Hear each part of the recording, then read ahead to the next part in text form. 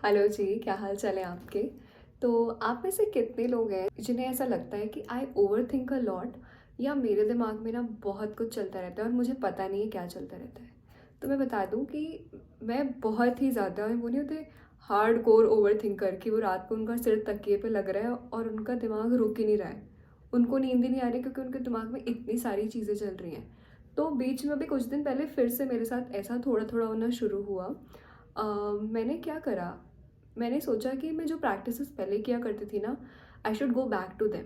तो one of that practices, मैं simple अपना एक डायरी और पेन लेकर बैठी और मैंने खुद से कहा कि अब मेरे दिमाग में जो भी आएगा ना, I will keep on writing that.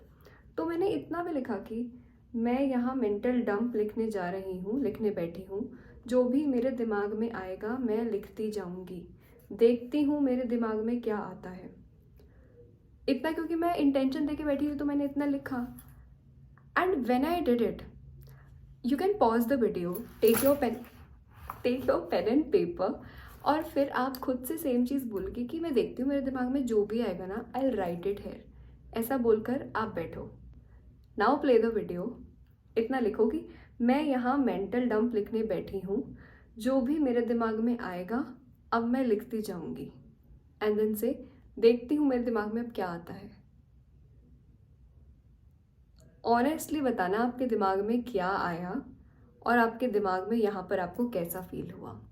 I will share mine. मैंने ये 3 लाइन लिखी और उसके बाद मैं मतलब ऐसे बैठी हूँ कि वॉट वॉट नेक्स्ट।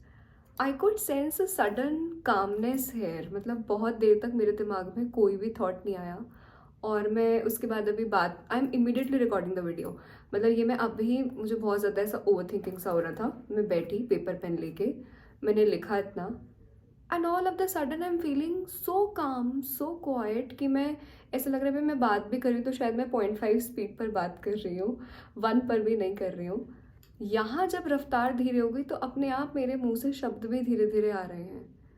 यहाँ क्या चल रहा है हमें क्यों पता करना ज़रूरी होता है। लेट्स से आपके घर में एक छोटा बच्चा आया और उसने एकदम उधम मचाया हुआ है, यहाँ भाग रहा है वहाँ भाग रहा है, आपके नए सोफे के कवर पे कूदा कादी कर रहा है चप्पल पहन के, छोटा बच्चा सैंडल पहन के। एंड आप उसको एक लुक दो, सिर्फ just look at that kid once, बोलो भी मत कुछ।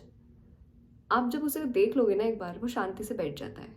क्यों? क्योंकि उसको ये पता चला कि देयर इज समबडी मुझसे बड़ा जो मुझे देख रहा है अभी। तो सिर्फ इतना अवेयरनेस, जब आप चुप बैठ के, जो आपका दिमाग इतना भागता रहता है ना, इतने सिनारियो बना रहा है, इमेजिनेटिव सिनारियो बना रहा है। किसी ने कहा था आप डे ड्रीमिंग पे वीडियो बनाओ, हम बहुत ज़्यादा डे ड्रीम करते हैं। तो आप अच्छा डे ड्रीम भी कर सकते हो, या आप हो सकता है वर्स्ट केस सिनारियो सोच रहे हो। तो हमारा दिमाग इतने सारे जब सिनारियोज बनाता है ना, और आप रुक कर सिर्फ एक लुक देते हो, I am not even asking you to do any fancy practice, कुछ नहीं करके सिर्फ एक बार पेपर पेन लेके देखो कि बोल क्या रहा है ये इतना ज़्यादा। जब देखते हो ना, वो चुप हो जाता है। वो बच्चे को समझ आ जाता है कि ये बड़े इंसान ने भी नोटिस किया कि मैं क्या कर रहा हूँ। तो वो थोड़ी देर के लिए बिल्कुल शैतानी नहीं करेगा, चुपचाप बैठ जाएगा।